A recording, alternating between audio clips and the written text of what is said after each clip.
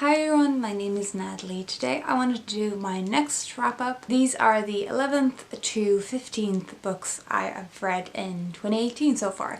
So I'm going to start off with a book that I don't actually have the physical copy with me, and that is In Other Words by Jhumpa Lahiri, which is a memoir by Jhumpa Lahiri. She's really well known for her novel The Namesake and some of her short story collections.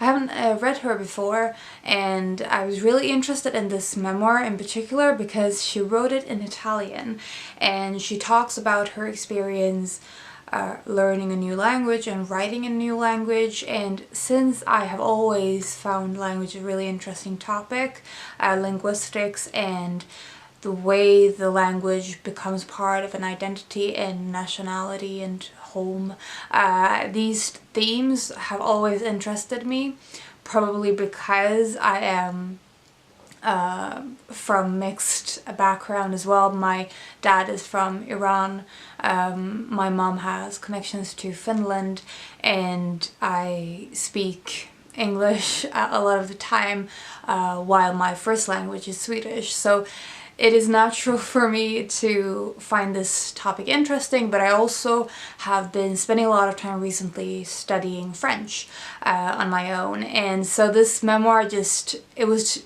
just the perfect time to read it. It is basically short essays about the learning process of language, some of the challenges and difficulties with learning a new language, and she talks about her experience sort of having English as her first language and Bengali as her mother tongue, but Italian being the language she chose for herself.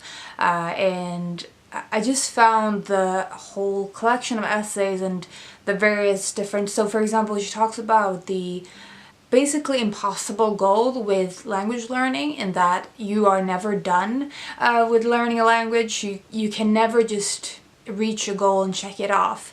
It's fluent and it requires constant practice and use. So she talks about the impossibility of reaching a goal and still pushing on and really enjoying the process of it.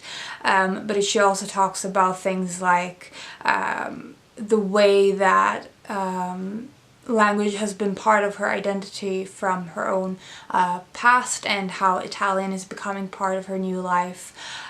So the thing that sort of connects the entire book is definitely language, and she talks about specific things to do with Italian, but I think even if you have no connections to Italy, you will probably find this interesting if you are either of bilingual background, or if you love learning languages as I do.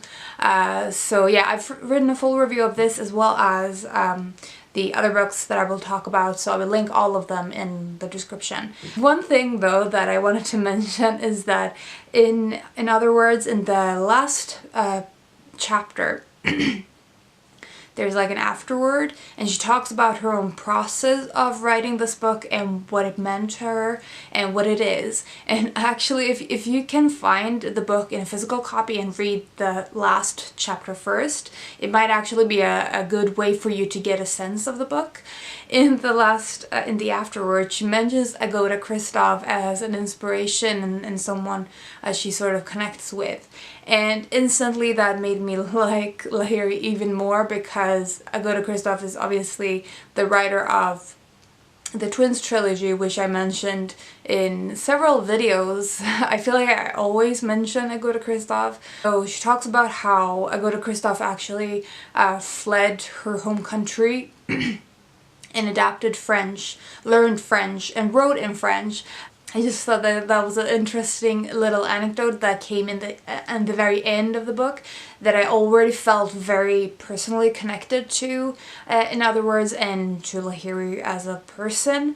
But then that came in the end, and I haven't actually seen Christoph being mentioned anywhere else in any books or just any media of any kind like that. So I was just happy to see that as an icing on the cake. Next up we have a mystery, and although March is March Mystery Madness, I couldn't help myself. I was really in the mood for a Christie book. So I picked up Dumb Witness by Agatha Christie, and this is one of the Poirot books. So this book follows a woman. She's an elderly woman, and she has an accident. She falls on a little like a little toy ball that her dog has, and it's been left on the top of the stairs, and she falls down the stairs, and everyone is assuming that the dog is to blame for leaving the ball in a way that she will fall on it. So she has this accident, and she becomes like bedridden for a while, and she just goes on, and then she starts to suspect someone in her family being responsible for the accident. So she is getting ready to contact Poirot, but she dies, and it seems to be natural causes, but obviously it isn't, because Poirot is involved, so it couldn't be natural. So Poirot eventually gets this letter that she wrote while she was still alive 2 months later, and he goes to meet her, and then finds out she died. It's a mystery within a family. I actually really enjoy mysteries, and in particular murder mysteries set within a family or within a household. I really like the atmosphere of sort of everyone suspecting everyone inside a closed setting, and in particular a household where most of them are related. And in this book you eventually come to learn that pretty much everyone in the book has a motive to want to get rid of the woman. It's just a solid Poirot mystery with a family setting and household setting. Next up we have a historical fiction novel, and it is Trio by Suji.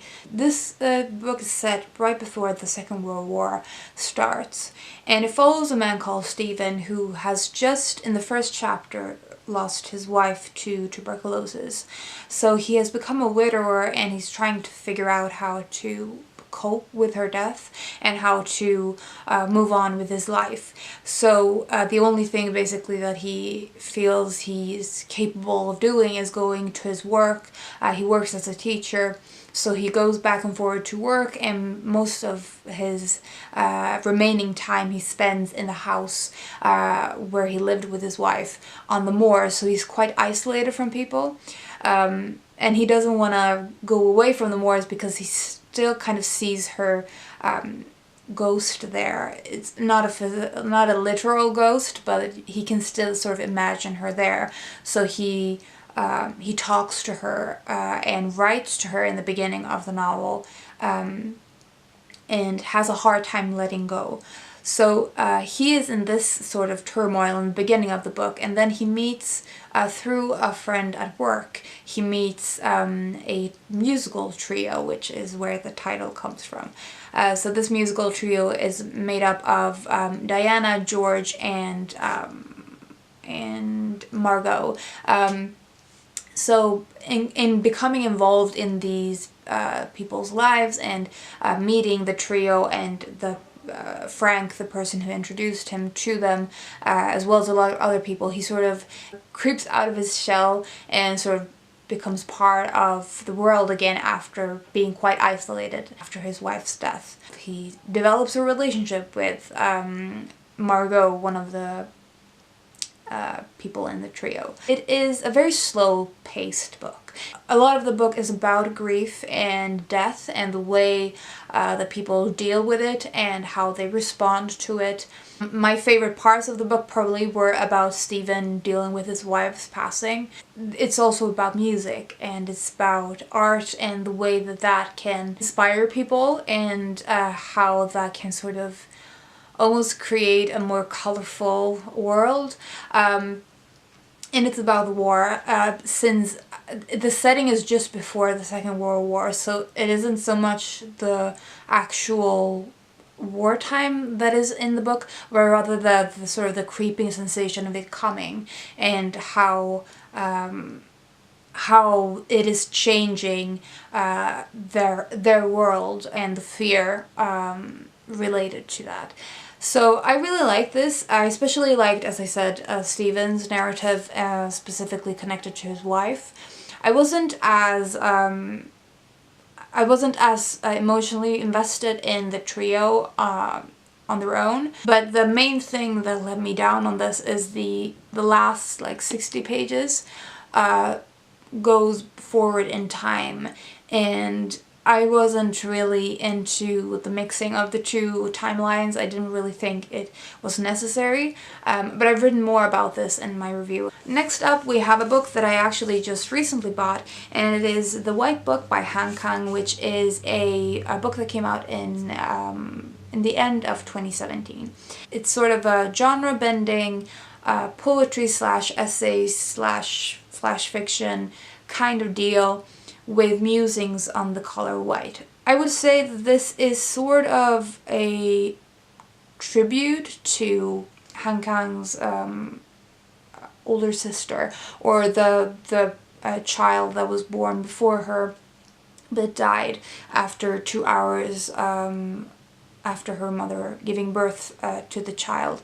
So it's sort of imagining of what if this girl lived and what would she see in the world. The book is sort of set up in the way that it is short passages on white things. So they can be physical objects or just things like even just sensations that Han Kang sees as white. So that is the sort of the starting point for all of the book, for the entire book. The thing that binds the book together is death and rebirth, and a lot of it is about this girl who only lived for 2 hours. And so the first section of this book is called I, and that is mostly about grief. And then the next section is called She, and that is sort of the tribute thing, the dedication to the sister. And then the third part is called All Whiteness, and then again we sort of go back away from the sister back to the narrator or Han Kang. So this is very autobiographical, I think. I thought this was really beautiful. I would say that this is sort of a gut punch. I will read you one little section just to give you an idea what I mean by the dedication to the sister, or who would have been. I saw differently when I looked with your eyes. I walked differently when I walked with your body. I wanted to show you clean things, before brutality, sadness, despair, filth, pain. Clean things that were only for you, clean things above all. I think that is why the second part is so different from the first and the third. It's a fantastic book, and even if you've read Han Kang's other works, I think this is very different in a lot of ways, and more impressive in the form it is written and the way she is experimental with her writing as well. Last up we have The Doll's Alphabet by Camilla Grudova, which is a short story collection that came out last year, and it is basically the weird and the magical and the disturbing. They have common themes in the way of specific objects. So for example, sewing machines is in basically all of the short stories. There are dolls and there are tinned foods. Several different images and objects come up in a lot of these stories. So they sort of they bind together through these images and objects. It's not just that it's a magical realism short story collection, it's weird fiction, and weird in the sometimes highest degree. I really liked some of the stories, especially I think my favorite story is probably Agata's Machine, which is about a young girl who is really smart and she doesn't really seem to care about anything in her life, but she's super smart, so everyone just gives her everything she wants. But she has built a machine using a sewing machine to create basically a projector that she can project images from her mind using like a thing holding a thing to her head. The machine will project images from her mind. But not just any images, but she produces a clown from her mind's eye, but she doesn't recognize the clown that comes out of the image. But she invites one of her schoolmates to her home to see what kind of image this girl creates with the machine. So they become almost obsessed with this machine, and they basically stop eating and only look at the images constantly, and then it's pretty much spirals into madness. A lot of these stories are dark and disturbing, and that itself isn't a problem, but it will definitely the enjoyment you get from this book will definitely be determined by how high of a threshold you have for the grotesque. There were some stories in the middle that I either didn't like at all, basically hated, and some stories that I felt were pretty boring and forgettable in the larger sense of the collection. The bottom line is that Grudova has a really big imagination and really disturbing dark imagination. If you are into weird fiction, this is definitely one to pick up. Those were the 5 next books I've read and that I've read in 2018. If you've read any of these, I would love to hear your thoughts about them, and I will talk to you soon. Bye.